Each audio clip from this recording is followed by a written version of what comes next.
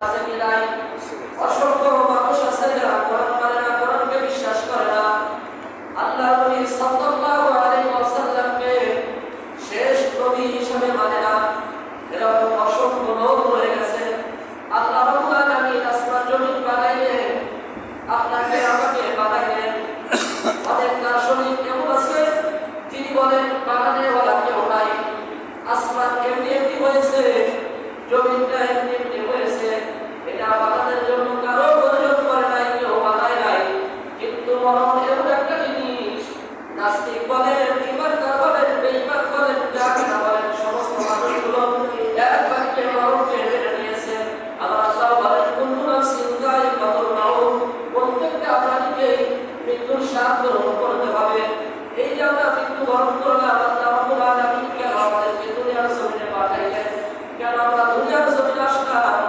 এমনি এমনি খাওয়া খাওয়ার জন্য আল্লাহ রাব্বুল আলামিন মানুষ বানাই নাই। দুনিয়ার জমিনে খাওয়া দিয়ে শেষ হবে না। এই দুনিয়াটা হইতেছে পবিত্রের জন্য কি সামান্য একটি সময়, কিছু সময়ের জন্য আল্লাহ রাব্বুল আলামিন মানুষকে দুনিয়ায় অবতরণ করলেন। এরপর মানুষকে মৃত্যুর স্বাদ গ্রহণ করতে হবে। মৃত্যুর পরে যে জীবন রয়েছে সেটাই হইতেছে আসল জীবন।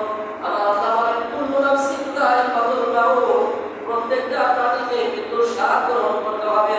ওয়া ইন্নামা তুওয়াফাউনা উজুরাকুম ইয়াওমাল কিয়ামাহ, আমার আল্লাহ বলেন বান্দারে দুনিয়ার জমিনে আমি আল্লাহ তাআলা তোমাকে যে হায়াত দিয়েছি, এই হায়াতে তুমি যে কাজ করেছো, এই কাজের পুরোপুরি প্রতিটা কঠিন কিয়ামতের দিন, মুসিবতের দিন আমি আল্লাহ দিব তোমাদেরকে। আল্লাহ বলেন ফামান সুমসিবা আদিন্নারু ফিলাল জান্নাতা ফাকাদ ফাজ, দুনিয়ার জমিনে বিভিন্ন জন বিভিন্নভাবে সফলতার সংজ্ঞা শেখায়, বিভিন্ন জন বিভিন্নভাবে সফল হতে চাই না। আমার মালিক ডাক্তার আমার বান্দারে দুনিয়ার জমিনে তুমি ভেবেছিলা তুমি যদি ডাক্তার হও তুমি সফল, তুমি যদি ইঞ্জিনিয়ার হও তুমি সফল, তুমি যদি বড় বিজনেসম্যান হও তুমি সফল। আমার আল্লাহ বলেন বান্দারে বিভিন্ন জন বিভিন্নভাবে সফলতার সংজ্ঞা শিখাইল, বিভিন্ন জন বিভিন্নভাবে সফল হতে চাইলা। আমি আল্লাহ তাআলার কাছে একটাও সফল নয়। বড় ব্যবসায়ী আমার কাছে সফল নয়, বড় ডাক্তার আমার কাছে সফল নয়, বড় ইঞ্জিনিয়ার আমার কাছে সফল নয়, বড় ব্যবসায়ী আমার কাছে সফল নয়। আমি আল্লাহ তাআলার কাছে সফলকে মহান মালিক আল্লাহ রাব্বুল আলামিন সফলতার সংজ্ঞা কোরআনে একটা শিখাইলেন। আল্লাহ বলেন ফামান সুমসিবা আলিন্নারি ওয়া উদখিলাল জান্নাতা ফাকাদ ফাজ। আবার আল্লাহ বলেন বান্দা ওই কঠিন কিয়ামতের দিন, মুসিবতের দিন আমি আল্লাহ রাব্বুল আলামিন আমার যে বান্দাকে ওই জাহান্নামে না নিয়ে জাহান্নাম থেকে দূরে সরিয়ে দিতে, আমি আমার যে বান্দাকে জান্নাতে জায়গা করে দিব, সেই বান্দাই হইতেছে সফল কাম। একবার জবান খুলে বলেন সুবহানাল্লাহ। আল্লাহ বলেন সফল ওই ব্যক্তি, আমি আমার যে বান্দাকে জাহান্নামে জায়গা না দিয়ে জাহান্নাম থেকে দূরে সরিয়ে রেখে আমি আমার যে বান্দাকে জান্নাতে জায়গা করে দিব, আমি আল্লাহ তাআলার কাছে ওই বান্দাই সফল কাম। হতে পারে রিকশা চালক, হতে পারে একজন দিনমজুর। এই দিনমজুর যদি মালিকের গোলামি করে, রিকশা চালক যদি মালিকের সাথে গভীর সম্পর্ক করে, মালিকের ভালোবাসা অর্জন করে, ওই কঠিন কিয়ামতের দিন মুসিবতের যদি জাহান্নাম থেকে দূরে থাকতে পারে, জান্নাতে জায়গা করে নিতে পারে, তাহলে ওই রিকশা চালকই সফল কাম। আর একবার জবান খুলে বলেন সুবহানাল্লাহ। আর এই দুনিয়ার নাচ কেমন, যেটার জন্য আমি আল্লাহকে রাসূল, যেটা পাওয়ার জন্য বড় আফসোস করি, দুনিয়া পাই নাই করে করে আমি আল্লাহকে কিছুই পাই নাই। কথা বলেন ঠিক কিনা? ও বন্ধু মুসলমান, একটু চিন্তা করে দেখেন, আল্লাহ রাব্বুল আলামিন আপনাকে আমাকে সুন্দর দুইটা চোখ দিয়েছেন, দিয়েছেন কি দেন নাই?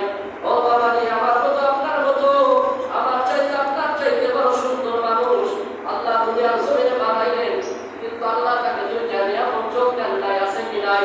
ও বাবা, তাকে দিয়ে বলেন চোখের মতো মর্যাদা, ওই লোকটা জানে চোখের মতো মর্যাদা। আল্লাহ রাব্বুল আলামিন আপনাকে আমাকে শোনার জন্য কান দিলেন, আল্লাহ রাব্বুল আলামিন ধরার জন্য দুইটা হাত দিলেন, আল্লাহ রাব্বুল আলামিন চলার জন্য দুইটা পা দান করলেন। আমি আর আপনি যদি এগুলো শুকরিয়া আদায় করি, কিয়ামত পর্যন্ত আল্লাহ তাআলার এক একটা নিয়ামতের শুকরিয়া আদায় করে কখনো শেষ করা যাবে না। একবার জবান খুলে বলেন সুবহান।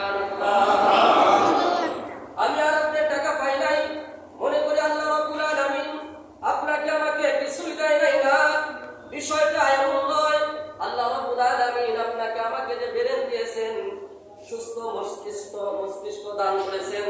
এটার কত বড় দাম! একজন ডাক্তার বলেন যে এই মস্তিষ্কের কত বড় দাম। বর্তমান বাজারের অনুযায়ী এটার দাম 30,000 কোটি টাকা। একবার জবান খুলে বলেন সুবহানাল্লাহ। এই যে আল্লাহ আপনাকে আমাকে যে বেড়ে দিয়েছেন, এটার দাম বর্তমান বাজারে 30,000 কোটি টাকা। আরেকবার জবান খুলে বলেন সুবহানাল্লাহ। এত টাকার জিনিস দিয়েছেন, আল্লাহ তাআলা 1% ব্যাট চেয়েছেন এটার জন্য। সুন্দর দুইটা চোখ দিলেন, এর জন্য কোনো ব্যাট আল্লাহ তাআলা চেয়েছেন? এর জন্য কোনো পার্সেন্টেজ আমাকে দিতে হবে? আল্লাহ তাআলা কিছুই চান নাই।